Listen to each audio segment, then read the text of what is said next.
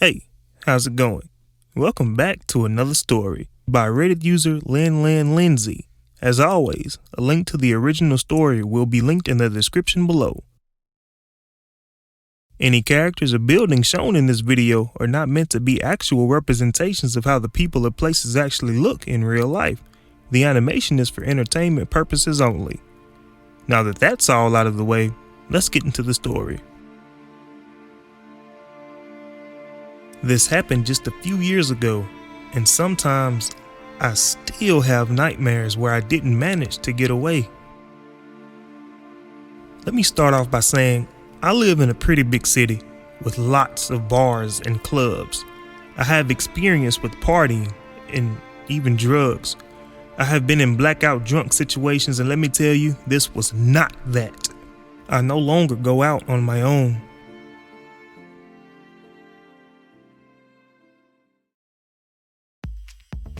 That night, I had decided to go out with some friends, bar hopping. I mainly knew only one of the girls that I hung out with on the regular. The other two were more acquaintances or strangers. I was very outgoing and loved meeting people, so that was nothing new for me. We had a few drinks at a bar and continued on to the next one, having fun, great times. One of the girls I didn't know well pulled out the party stuff sometime during our second bar visit. I decided to skip it because I wasn't looking to get seriously messed up that night. My friend said yes, and she and the third girl went to the bathroom. The second girl, let's call her Barb, kept saying I should go with the other two. I declined and declined. She got a little aggressive and mean after the third time I declined. My friend came back just then, and Barb acted as if nothing had just happened. We had some new guys join our group to flirt. I'm in a relationship, but my friend and Barb were not. By then, the second girl had left. Barb and my friend were starting to get pretty messed up. I went to use the bathroom and text my boyfriend that I was coming home soon and saw that my phone was dead.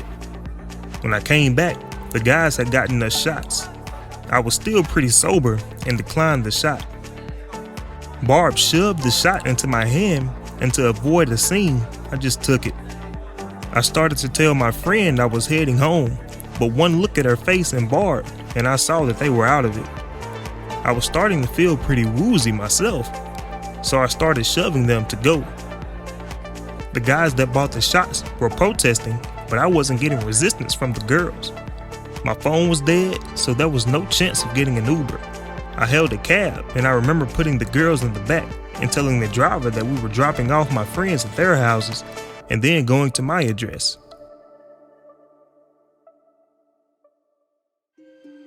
I remember dropping off my friend, then a blackout.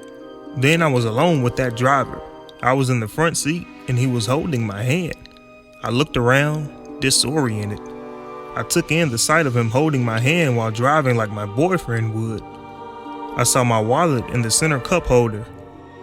The meter was off, and he was telling me that he was taking me to a romantic place. I told him, no, please take me home. My boyfriend is waiting at home. He said something along the lines of, stop talking about him, I told you. Which to me, in hindsight, indicates that I had told him already many times. He said he just wanted to pretend for a little while and held my hand tighter. I didn't want to trigger a violent reaction, so I left my hand there and started to reach for my wallet with my other hand. He saw, let go of my hand, and took my wallet from the cup holder to his other side where I couldn't reach. I was still woozy and blacked out again. When I came to my senses, we were parked near a very known, romantic, and touristy location in my city. Normally, this place was packed. Not that night. It's pretty far from anything else too, and also surrounded by woods. I started to cry and told him, please, just take me home. I want to see my boyfriend. I won't tell anyone. Please, come on. He looked at me and said, I will take you home if you pretend you are my girlfriend for a little while. I sat there in shock. I wished my brain wasn't addled. I wish I had never gone out. I wish I could see my boyfriend for the millionth time that night. I said, okay, whatever. He smiled. He put my wallet back in the cup holder. I took it slowly and put it under my leg. He took my hand and looked out the front window out into the little lake he had brought me to. He started talking, and I don't remember what he was saying. I was just trying not to black out again. I waited for him to look at me and asked again, please, take me home. He said if I let him give me a kiss. I said no. He looked mad for a fraction of a second and squeezed the hand he was still holding. He leaned in fast and kissed me anyway. I kept my lips sealed tight against him, ready to fight, ready to bite and scratch and not go down easy.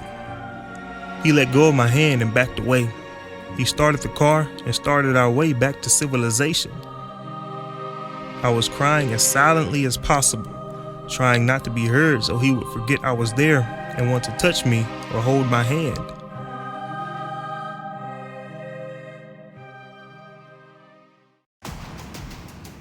I waited until we were near enough people that I could bolt out of the car and find another way home. I think he saw me grabbing my wallet from under my leg and knew my intention to jump out at the next red light. He snatched it again and said he would drive me. I just nodded, but by then I didn't care about the wallet, my phone, or anything else.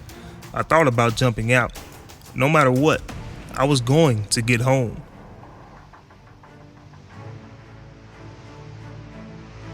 I didn't know what time it was by then.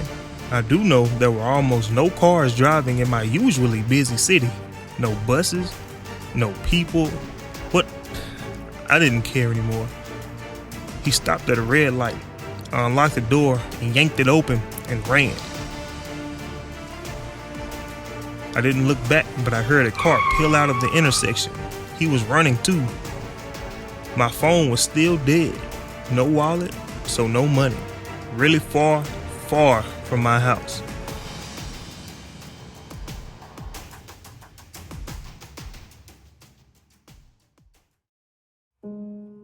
I was still drowsy and crying. I had no idea of the time. I started walking home. I heard a car pull up near me and I started running out of instinct. I heard a woman's voice yell out, "Are you okay?" I stopped and swirled around, and the most beautiful person I have ever seen in the world was walking towards me slowly. Her hands were out in front of her so as not to scare me. I started crying even harder, even more incoherent than I had ever been in my life. She hugged me so hard and asked for my boyfriend's number. She called him and he answered straight away. She started telling him where I was, that I was okay, and that she was taking me home. I cried the whole way back trying to explain what happened, but still woozy and still freaking out. It was hard. So we drove in relative silence. When we got home, my boyfriend was waiting outside, losing his mind. My savior gave me a phone number to call her when I feel better, and drove off. It was 5 a.m. I left the bar at 10 p.m. That's all I can remember. A week later, my wallet showed up in my mailbox. I hope you guys enjoyed that story.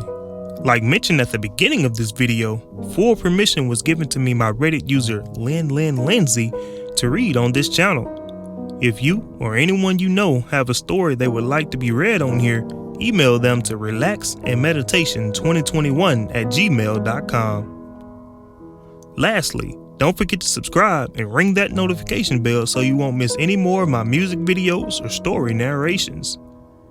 I'm trying to one day do YouTube full time to bring you guys more music and more stories.